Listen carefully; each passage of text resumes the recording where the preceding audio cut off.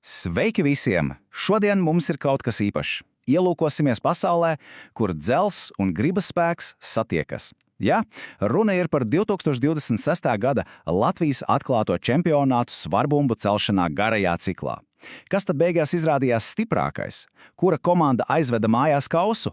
Nu ko, ķersimies klāt un noskaidrosim visu līdz pēdējiem sīkumam. Tātad, kas mūs sagaida? Pavisam īsi. Vispirms apskatīsimies, kur tas viss notiks Sventē, tad, protams, dosimies pašā notikuma epicentrā. Jauniešu cīņas, vīru spēka pārbauda un, protams, sieviešu sīva konkurence. Pēc tam noskaidrosim, kurš tad bija tas absolūti labākais un, protams, noslēgumā komandu cīņas gars. Izskatās pēc laba plāna. Aiziet! Tā, sāksim ar pašu sākumu. Kur tad šis viss notika? Sacensību epicentrs šoreiz bija Augšdaugavas novads, un konkrētāk Sventes vidusskola. Tieši tur risinājās viss šis spēka un izturības festivāls. Un, ir vērts uzsvērt, ka šis nebija tikai vietējais pasākums. Uz Sventi sabrauca ne tikai Latvijas spēcīgākie atlēti, bet arī ļoti nopietni konkurenti no Lietuvas. Un tas, protams, uzreiz nozīmē, ka spriedze būs gaisā un cīņas būs tiešām spraigas. Labi, virzamies tālāk. Tagad parunāsim par sporta nākotni, vai ne? Jaunā paudze. Kā tad klājās U18 vecuma grupas atlētiem? Paskatīsimies. Un izskatās, ka tieši jauniešu U18 vīriešu grupā notika kaut kas īpašs. Paši organizatori to nosauca par vienu no sīvākajām cīņām. Un ja viņi tā saka, tad varam tikai iedomāties, kas tur darījās. Puiši acīm redzot atdeva visus spēkus. Nu un rezultāti tie, kā saka, runā paši par sevi. Paskatieties uz šo. Tā ir pilnīga, 100% Augšdaugavas novada dominance. Viss piedestāls 1, 2, 3 aizņemts. Zelts Kirilam Petrovam un viņam uz papēžiem mina komandas biedri Danila Morozovs un Miroslavs Narovskis.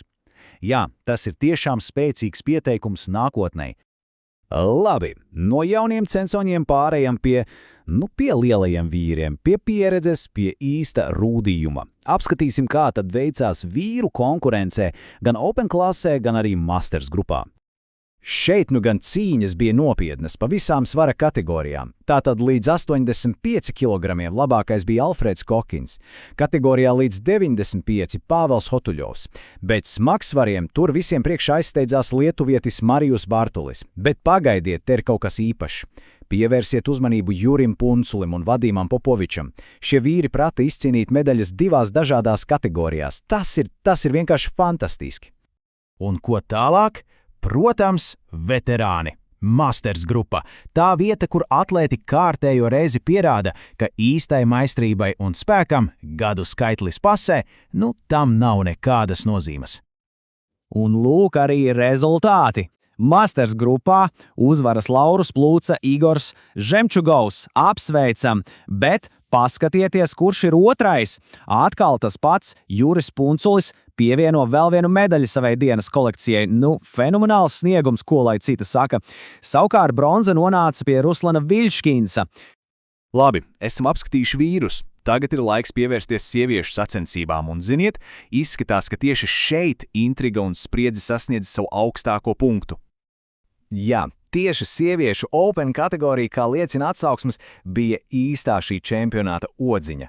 Ja tiek lietoti vārdi vissīvākā cīņa, tas nozīmē tikai vienu. Meistarības līmenis tur bija absolūti kosmisks. Spēks, tehnika, izturība – viss augstākajā līmenī. Tad beidzot, kurš tad izrāva uzvaru šajā episkajā dueli? Lūk rezultāti. Par čempioni kļuva Estere Romanovska-Balunova no Jēkabpils. Fantastisks sniegums. Otro vietu izcīnīja Alina Suško, bet bronza tika Jelizavetei Belafjusai. Milzīgs apsveikums visām trim dāmām. Labi, esam izgājuši cauri visām svara kategorijām, visām grupām, bet vienmēr paliek tas viens jautājums, vai ne? Kurš bija tas pats labākais? Kurš bija absolūti spēcīgākais? Ir pienācis laiks kronēt šī čempionāta karali un karaliene. Un vīriešu konkurencē absolūtā čempiona titulu izcīnīja Marijus Bartulis no Lietuvas. Jā, viņa sniegums tajā dienā bija vienkārši citā līgā. Pilnīgi pelnīti viņš tika atzīts par pašu labāko. Bet kā ar sievietēm?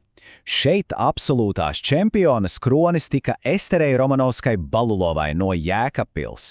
Ne tikai uzvara savā kategorijā, bet arī labākais rezultāts starp pilnīgi visām dalībniecēm. Vienkārši izcili. Un te mēs redzam visu labāko trīnieku. Tātad vīriešiem aiz Mariusa Bārtuļa sekoja Alfrēds Kokīns un Jānis Dokāns. Savukārt sievietēm blakus Esterei uz piedestāla kāpa Margarita Buļko un Greta Kopilova. Lūk, šie 6 atlēti, tā ir šī čempionāta pati virsotne, īsta elite. Bet, protams, svarbumba ceršana nav tikai par individuāliem sasniegumiem. Tas ir arī komandas darbs, atbalsts, kopējais gars. Tāpēc tagad ļoti svarīgs jautājums, kura komanda tad kopvērtējumā bija pati spēcīgākā? Un lūk arī atbilde. Komandu ieskaitē uzvaras kausu ceļ LIT, Augšdaugavas novads. Atceramies viņu jauno paudzi? Nu lūk, tas arī nesa rezultātu. 2. vietā ierindojas Kettlebell Fit Daugavpils, bet godaugoto 3. vietu ieguva Ķekavas sporta kluba Censoņa. Apsveicam! Un pirms beidzam ir viena ļoti svarīga lieta. Organizatori vēlējās nodot milzīgu paldies pilnīgi visiem sportistiem. Kāpēc? Jo viņi ieradās un cīnījās par spīti tiešām sarežģītiem laikapstātiem. Tas parāda īstu mīlestību un kaislību par šo sportu. Cepuri nost viņu priekšā. Tiešām. Un noslēgumā šī čempionāta devīze, kas, manuprāt, pasaka visu. Spēks ir bumbās. Tik vienkārši, bet tik trāpīgi. Jo tas nav tikai par fizisko spēku, vai ne? Tas ir arī par to spēku, kas ir galvā.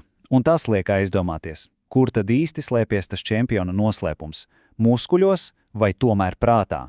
Paturēsim šo domu prātā. Paldies, ka bijāt kopā!